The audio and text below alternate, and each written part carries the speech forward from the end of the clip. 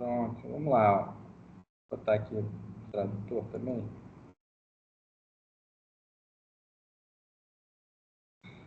Então, vamos falar do metaprotocolo, o WASM do Substrat, tá? Então, vamos falar alguns detalhes. Aqui vai ter duas partes dessa apresentação, mas, cara, a gente vai se ater à parte 1, tá? Que é a parte mais introdutória. E aí a gente vai conseguir entender de alto nível, né? Por alto nível, como é que funciona isso, tá? Então, aqui, ó. Tudo começou lá com o tempo de execução, né? Tem um code aqui relativo a como é que funciona, né? A parte de Polkadot, né? Então, falando, o Polkadot compila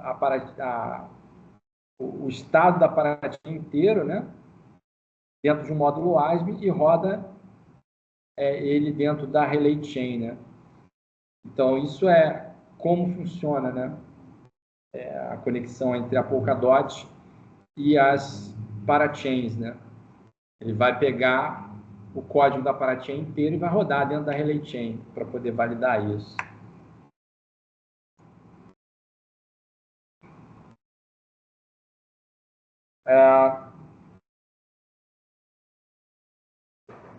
Então, para a gente, né, o conceito que a gente vai trabalhar mais em termos de estado é o uso desse WASM, né? Então, assim, a gente vai pegar o WASM completo junto com o estado e executar, né? Assim como a Ethereum coloca os smart contracts dentro da cadeia, né? Que eu digo cadeia é a própria blockchain, né?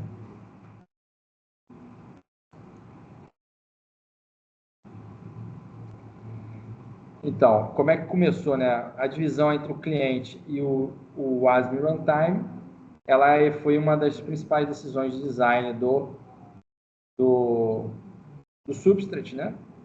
Então, qual é a parte ruim disso, né? Opinião fixa, né? Aquilo ali é assim, ponto final, tá? Não tem como. Mas que permite inúmeras outras coisas que não sejam, tá? Não são fixas, né? Acho que essa tradução aqui que está dificultando aqui.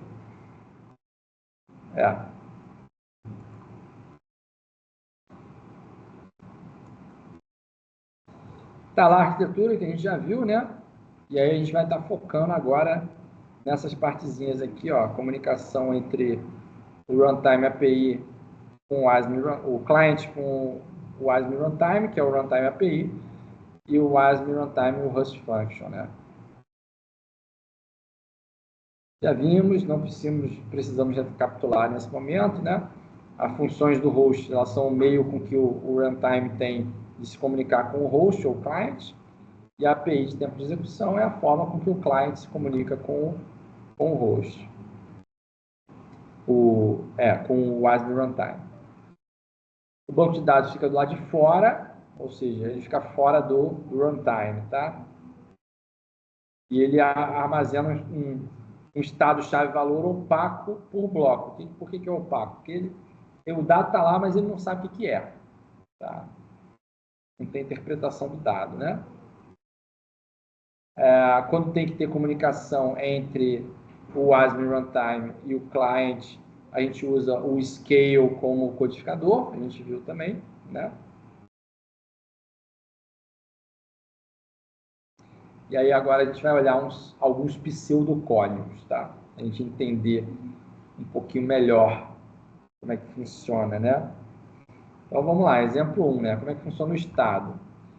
Então, o tempo de execução quer adicionar 10 unidades ao saldo do Kian, né? Como é que funciona?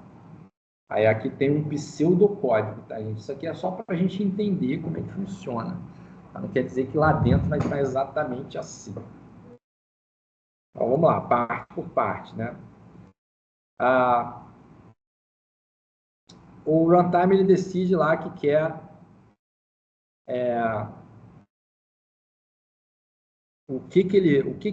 qual é a chave, né, do balance do Kian, né, para poder usar isso como par, né, no par chave valor para guardar no banco. Então ele deu essa chave aqui, Kian balance, transformou isso aqui em binário e transformou para um vetor. Isso aqui, esse tipo aqui é um vetor de binário, um vetor de bytes. Tá? Agora o runtime lê esses bytes crus, né? Raw bytes, né? Usando lá o host function get, que é para você pegar o valor que está na chave.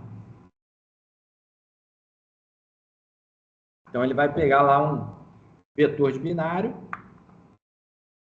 O que ele vai fazer com isso, né? Ele vai decodificar esse cara, né? Então digamos que ele sabe que é um int de 128 bytes, né? Então ele vem aqui, dá-lhe um decode nisso para poder pegar esse cara aqui, que é o balance dele, né? Efetivo. Depois ele vai lá, faz a operação que tem que ser feita, por exemplo, soma 10, codifica isso de novo, tá? E tasca no banco de dados na mesma chave, sobrescrevendo. Ó, tá vendo a trabalheira aí que dá, né? Assim, isso é por conta da arquitetura do Substrat, tá? Então, todo esse malabarismo que você tem que fazer, vou lá, codifico a chave, passo para o banco de dados, pego de volta, faço a operação, e aí depois salvo no banco de dados de novo, isso aí é por conta da arquitetura do Substrat e da forma com que ele funciona. Tá? Então, se você for lá vou programar para poder, por exemplo, fazer um pallet ou alguma coisa que vai rodar lá no ASM Runtime dele, essa é a dinâmica que você vai ter que fazer para funcionar. Tá? Então, o ASM Runtime, né, o tempo de execução, ele precisa lá de funções para ler e escrever do estado. Então, ele tem essas funções get, e aí você passa para ele uma key, que é uma chave, um vetor de bytes, e ele te retorna um vetor de bytes.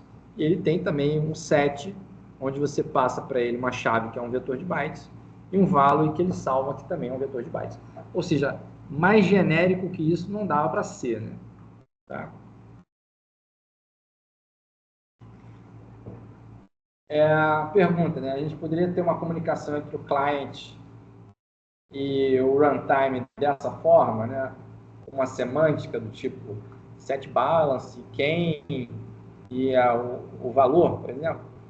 Não dá porque, cara, a comunicação entre o client e o ASM Runtime tem que ser genérica, né? A gente não sabe o que vai estar sendo executado lá dentro do ASM Runtime, né? Então, assim, não tem como a gente fazer uma comunicação específica. Tem algumas pequenas exceções que são as chaves bem conhecidas, né? Então, tem algumas posições de memória, né, ou posições no banco de dados, que servem para você poder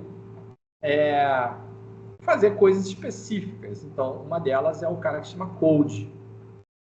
Aí, esse cara que chama code, ele vai armazenar o código que vai ser executado, tá?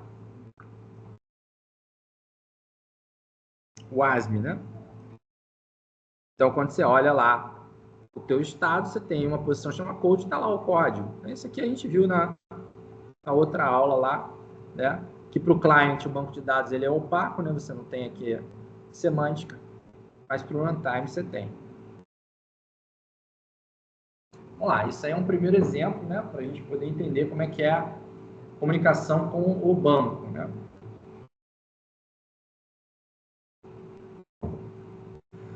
Seguindo em frente, né? Importação de bloco. Tá? O que significa importação de bloco, né? Importar o bloco, imagina, você está na blockchain, chegou, você está lá escutando, né, a rede, né? E aí chega um bloco para você validar e colocar no teu estado. Então, isso é importação de bloco, tá? Então, você tem lá a visão lá do teu cliente, que é opaca, né? E a visão sobre as transações, né? Vai depender do que está sendo executado ali naquele momento. Tá? A visão das transações também ela é opaca, né? E ela faz uma parte aí dessa função de transação de estados, né? E em relação ao cabeçalho e os campos típicos do bloco, né? Isso é uma coisa específica, né? Isso a gente pode ter no nosso lado do cliente, tá?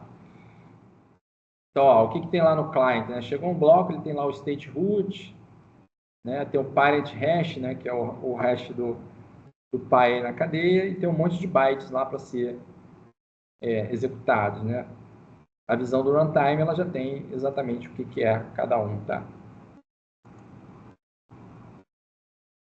Então, o que chega no client e no runtime quando você vai fazer uma importação de bloco, né?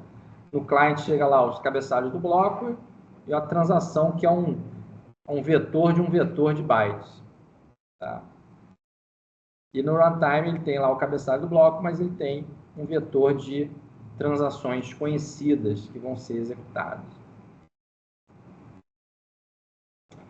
Então, aqui um pseudocódigo de como é que funciona a importação de blocos, né? Você vai pegar lá da parte da camada de network, você tem uma fila de blocos, você vai pedir o próximo bloco, e ele vai te retornar um bloco que é esse bloco opaco, né? Acho que assim fica melhor, né? Depois, você vai pegar, através dessas chaves bem conhecidas, quem é o código que vai ser executado. Você pega o código, cria lá um executor para executar esse código, tá? E aí manda esse executor rodar aquele bloco. Fala assim, executa esse bloco aqui. Aí o que ele vai fazer? Vai executar todas as transações que estão ali dentro, vai verificar se o estado é consistente com o estado da cadeia. Se for consistente, ele vai armazenar tudo e aceitar com aquele bloco como um bloco válido, tá?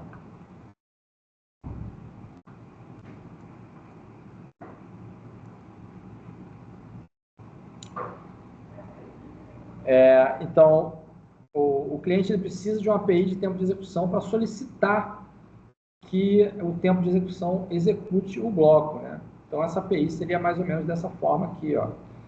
Executa o bloco e ele passa esse bloco opaco, que é um client block, e recebe um resultado que é uma coisa genérica. É um result genérico aí.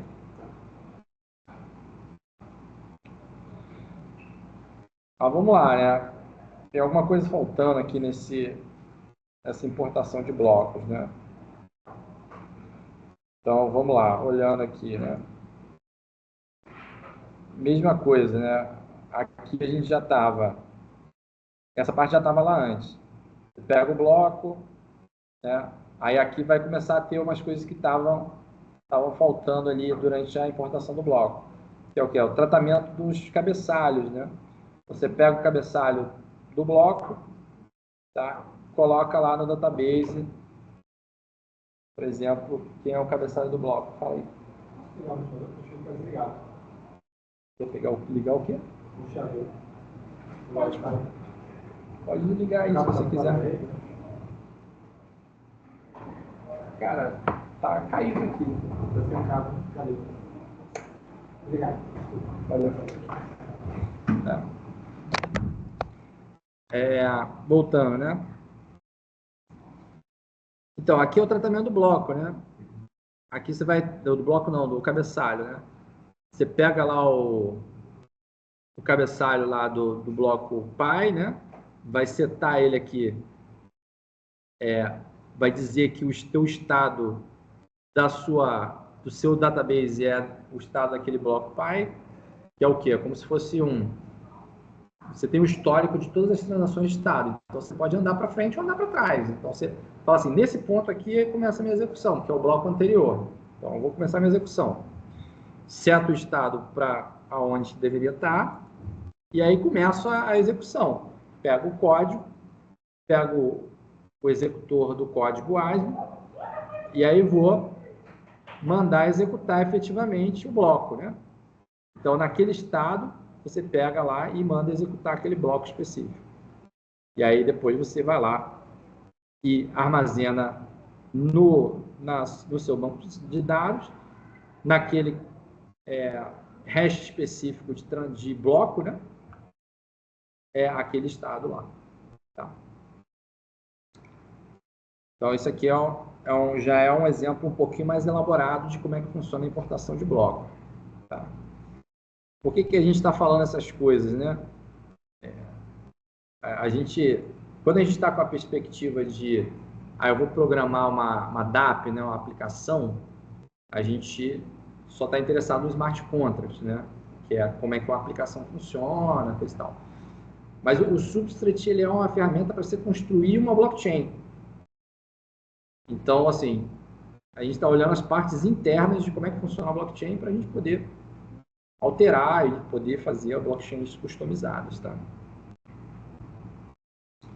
E aí o legal disso no nosso curso aqui é que tudo isso é feito em Rust, né?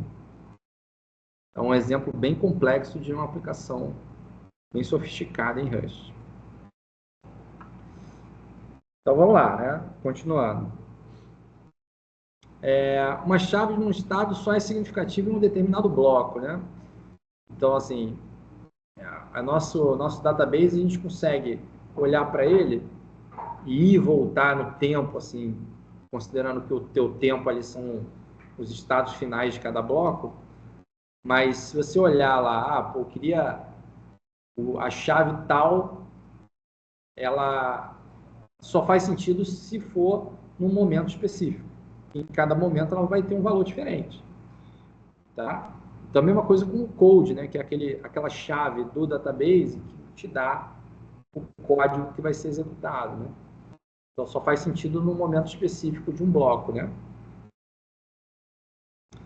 E o API de tempo de execução também só é significativo dentro de um determinado bloco. E aí tem mais um detalhezinho sendo adicionado aqui, só para poder dar um pouquinho mais de detalhes, né? Que é a própria validação do bloco, né? Depois que você executa o bloco todo, né? Você tem que pegar lá o hash, você tem o seu state root, né? Que a chave do teu estado, né? E daquele bloco específico. E se você tiver num bloco válido, o teu state root da sua execução tem que ser igual ao state root que chegou o bloco para você importar. Porque o que é a validação do bloco dentro da blockchain? Né? O nó recebe o bloco, ele pega aquele bloco, olha ali, tem um monte de coisa para ser executado aqui, está aqui a hash de execução. Ele vai lá, ele mesmo executa tudo, executa aquele bloco todinho, faz o hash e vê se o hash é igual ao que chegou para ele executar. Se for igual, aquele bloco é válido. Se não for, pode parar por ali mesmo, tem alguma coisa errada. Tá. Aí aqui é só um diagramazinho de qual é o caminho que faz um import de um bloco dentro do Substrate, né? Então, primeiro chega uma requisição aqui na camada peer-to-peer ou RPC, falando assim, importa esse bloco, está aqui o bloco. Aí ele vai para um import queue, que é uma fila de importações de bloco, ele vai ficar esperando a vez do bloco ali ser importado. Depois ele vai trabalhar com o database para setar o código específico que vai ser executado para esse bloco. Vai pedir para o WASM Runtime rodar isso, né, através de um Runtime API. O WASM Runtime também vai chamar a Host Functions para fazer essa execução. E no final das contas, o estado vai ser alterado dentro do banco de dados, tá? Do Substrate. Beleza? Complexo? Ainda está dando para entender. Tá bem que vai ficar gravado, qualquer coisa vocês assistem de novo. É isso aí.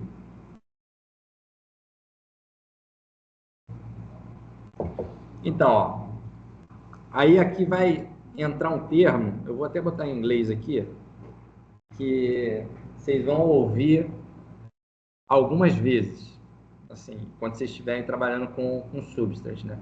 é o tal do extrinsic. O que é o extrinsic, né?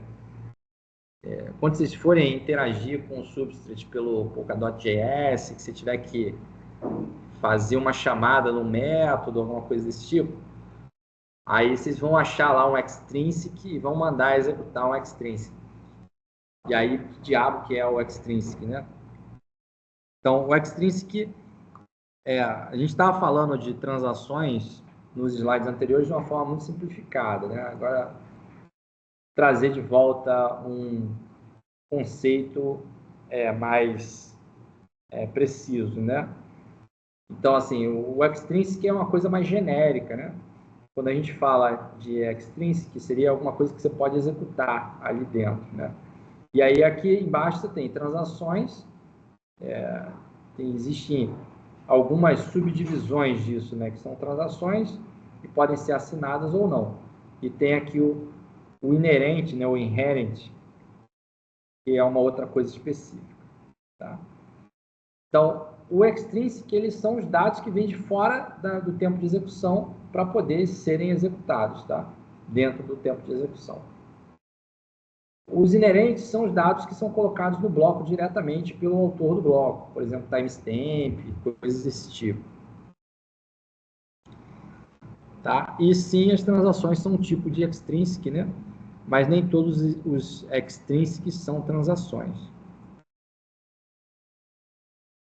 Então, por que a gente chama de pool de transações e não de pool de extrinsics, né? Porque as transações que estão lá são transações mesmo, tá? Aí vamos ver outro exemplo aqui de como é que funciona o Substrat, né? A gente já viu como é que a gente importa um bloco, mas e como é que a gente cria um bloco, né? Aqui é a mesma coisa, né? Caminhozinho aqui dentro da arquitetura do Substrat. Chega uma requisição na camada peer-to-peer, RPC, e essa requisição ela vai para um transaction pool, por exemplo, a execução de uma transação. Aí você pega essa transação, roda ela, seta o código aqui no database, manda ela para o WASM Runtime, tem um Runtime API que vai ser chamado aqui dentro do WASM Runtime, e esse WASM Runtime vai chamar as host functions, né?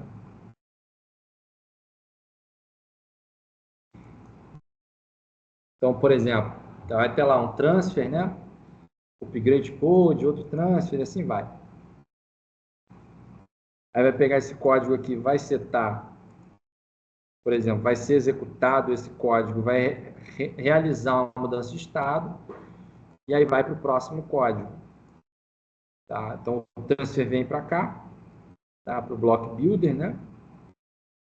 Ele vai ser executado, depois vai o próximo código, e assim vai.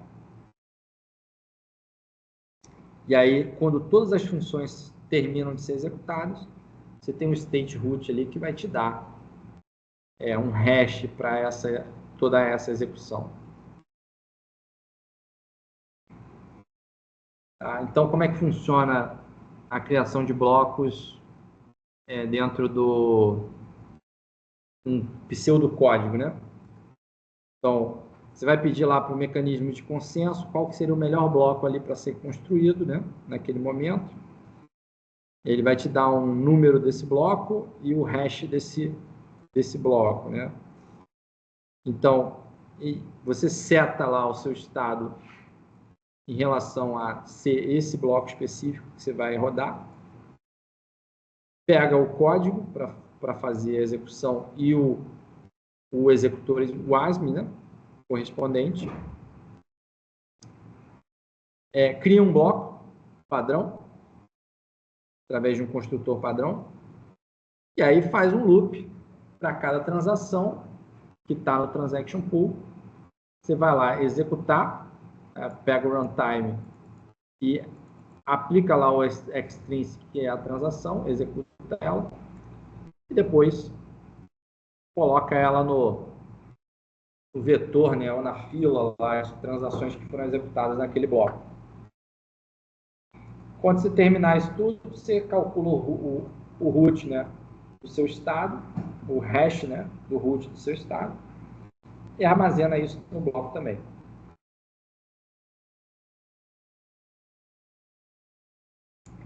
Tá? Além disso, né, a criação de blocos ela pode ter algumas operações que são executadas no início e no final da criação de cada bloco, né? Isso são coisas que contratos inteligentes não iam conseguir fazer, né? Por exemplo, fazer a inicialização do bloco, fazer a finalização do bloco também. E em relação lá aos inerentes, né? O que acontece com os inerentes? Tá? Você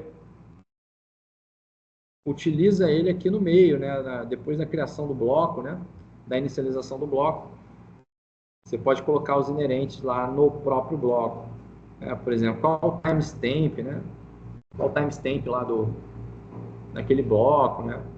Isso não vem de fora, né? Isso é calculado ali dentro do próprio substrate.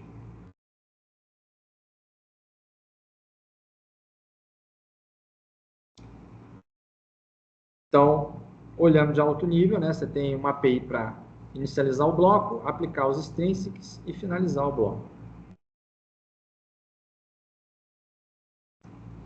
Aqui está esquisito, deixa eu ver aqui.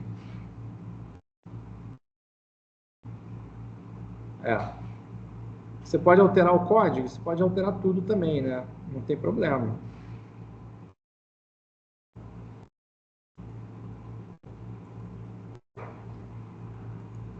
Aqui tem algumas...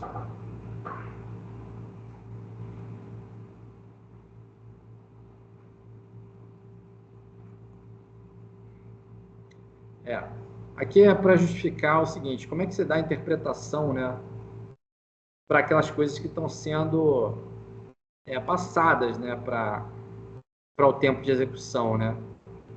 Tá? Então, você dá a interpretação disso através de metadados, né? Você vai dar informações sobre o que é aquilo que está ali dentro para ser executado. E lembra também que o seu tempo de execução só tem significado dentro de um determinado bloco, né? Se tiver dois runtimes, deixa eu voltar aqui para português. Se você tem dois tempos de execução diferentes, né? N mais um, eles vão retornar metadados diferentes, né? Também.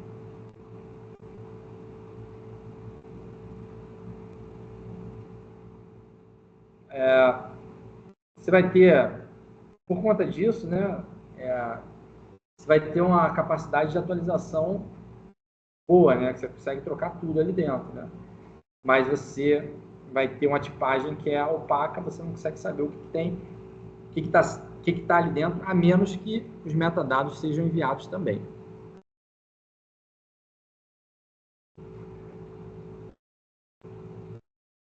Então, por isso que o cliente ele não sabe muito sobre o tempo de execução, né? Ele trabalha de uma forma genérica, e o tempo de execução que faz as interpretações necessárias, né?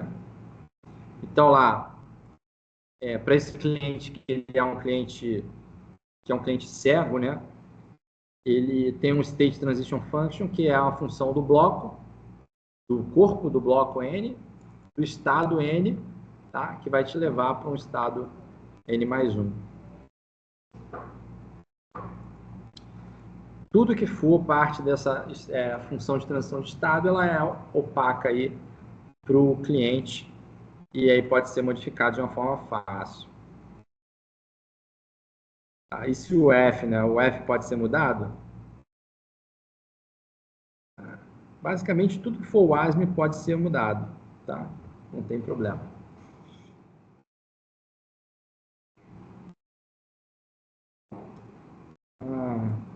Tem coisas que são do cliente e aí a coisa não é tão fácil assim, tá? Então, se você quiser implementar novas funções host ou novos campos no cabeçalho, ou então a nova primitiva hash lá no substrate, aí a solução é uma atualização de software normal, que a gente está acostumada. Você tem que pegar o teu cliente e trocar ele por um cliente mais novo, uma atualização de um binário, né?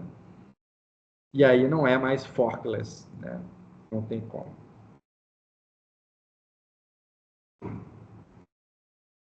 Aqui tem uma atividade, mas essa atividade a gente vai pular também. Não vai dar tempo da gente fazer aqui. Tá? Mas a minha recomendação é que vocês possam dar uma estudada, né? Vocês conseguem achar no código-fonte, né? Que são as Runtime APIs, né? Tem algumas marcações, né? Como Runtime API. E as funções host, que vocês encontram lá dentro de alguns modos específicos, lá como core e outras coisas mais.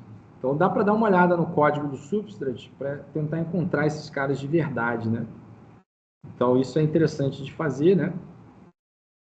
Então, por exemplo, tem alguns exemplos aqui de post functions, né? Block import, autoria de um bloco, que apesar da gente ter visto ali como pseudocódigo, no código final são muito parecidos, né?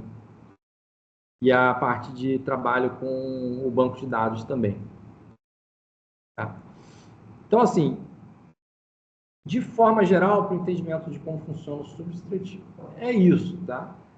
Aí, na próxima aula, a gente vai meter a mão na massa um pouquinho mais pesado, que é olhar o que tem lá dentro do Substrate e como é que a gente consegue trabalhar com eles, que são os pallets lá, principalmente a parte de frame, tá? Beleza? Vou parar aqui a gravação. Na verdade, vou